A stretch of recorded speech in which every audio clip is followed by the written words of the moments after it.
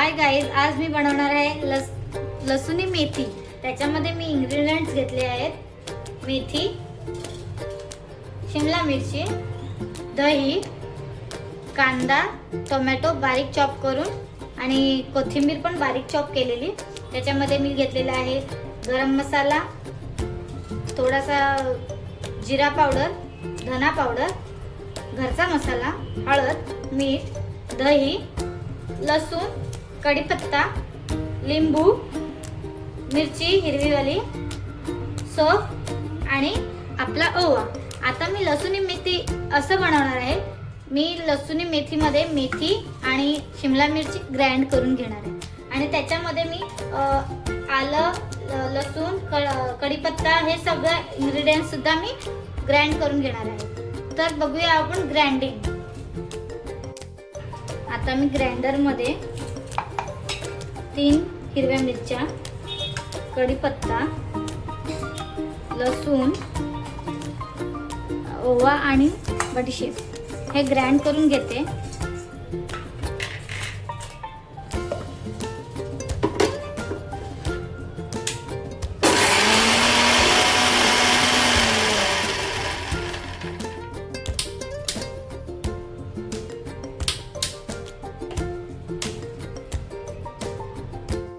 आता तुम्ही बघू शकता हे आपलं ग्राइंड झालेलं आहे। अशा प्रकारे छोटे छोटे पीसेस करून घेतलेले आहेत, ते आपण या भांड्यात काढूया। अशा प्रकारे आपला हा ग्राइंडिंग झालेला आहे। तुम्ही बघू शकता त्याचं स्ट्रक्चर एकदम पातळही नाही ठेवू शकत आणि जाडही नाही, जसं तुम्हाला वाटेल तसं तुम्ही करू शकता। मी शिमला मिरची आणि मेथी ग्राइंड करून घेतलेली आहे। आता आपण फोडणीची तयारी करूया। आता मी पुन्हा याच भांड्यामध्ये आपली शिमला मिरची,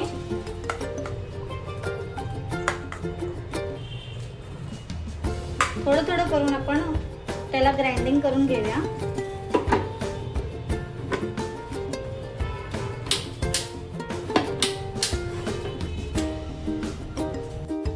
आता मी हे 2 चमचे तेल गरम करत ठेवलेलं होतं। आता ते तेल गरम झालेलं आहे। त्यामध्ये कढीपत्ता जाईल, थोडीशी मोहरी,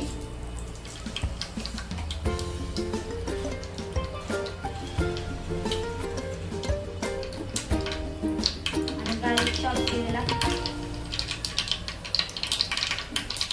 त्याच्यात बरोबरला हे आपण जे मिश्रण केलं होतं, लसूण, अद्रक, मिरची, कढीपत्ता आणि बडीशेपचं, ते थोडं आपण परतवून घ्यायचं आहे चांगलं लालसर होईपर्यंत। ते लालसर झालं की मग त्याच्यामध्ये आपण कांदा टाकून घ्यायचा। मग त्याच्यात कांदा टाकून घेतला, कांदा चांगला पोळसपर्यंत आपण कांदा टाकून घेतला।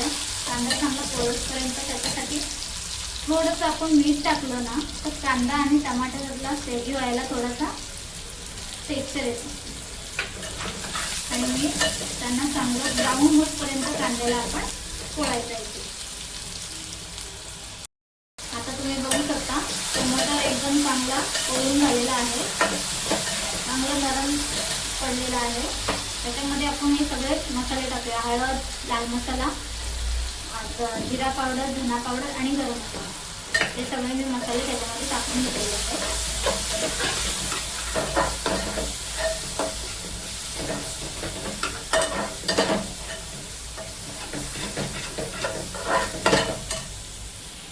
मसाले चांगले भाजले गेलेले आहेत। त्याच्यामध्येच आपण थोडंसं फेकलेलं दही ॲड करूया। दहीचं पण चांगलं टेक्स्चर आला पाहिजे आहे आपल्या सगळ्यांना।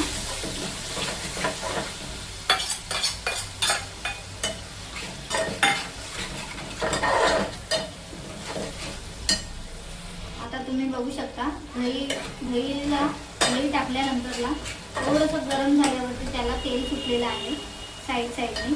ते तेल जे सुटलेलं आहे ते जर अजून चांगलं गरम असं त्याला मसाल्यांना भाजून द्यायचं। तेल सुटल्याच्या नंतर जो आपण केलेला हे ग्राइंडर आहे शिमला मिरची आणि मेथीचं ते आपण त्याच्यामध्ये टाकून घ्यायचं आहे.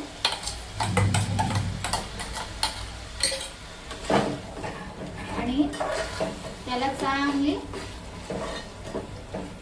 मिक्स करून घ्यायचं आहे. हे आपण आता चांगलं याला एक 2 मिनिटं वाफूया. याला चांगलं वाफ यायला पाहिजे लो याच्यावरती. त्याच्यामुळे आपण ह्याच्यावरती थोडं पाणी टाकूया. 2 मिनिटं आपण त्याला चांगली वाफून दिली ना,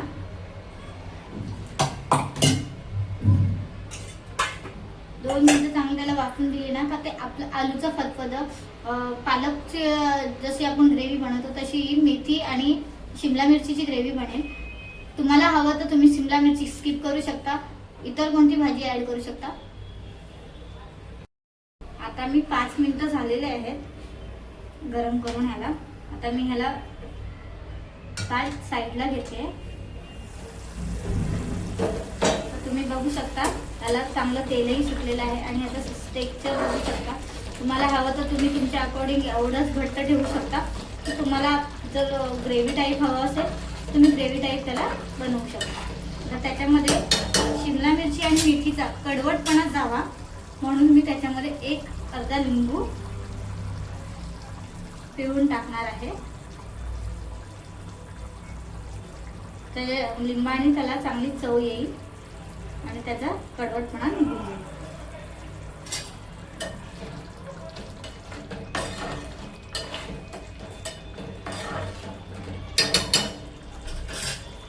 आणि त्याच्यावरून मी कोथिंबीर सर्व केलेली आहे. तर हे आपलं जसं आलूचं फतफद म्हणतात तसं मेथी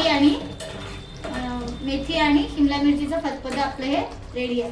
तुम्ही ह्याला भातासोबत खाऊ शकता, भाकरीसोबत खाऊ शकता. अगदी खूप छान लागतं आणि एकदम टेस्ट एकदम बेटर येते. काहीतरी नवीन असं तुम्हाला या रेसिपीमध्ये जाणवेल. Thank you so much.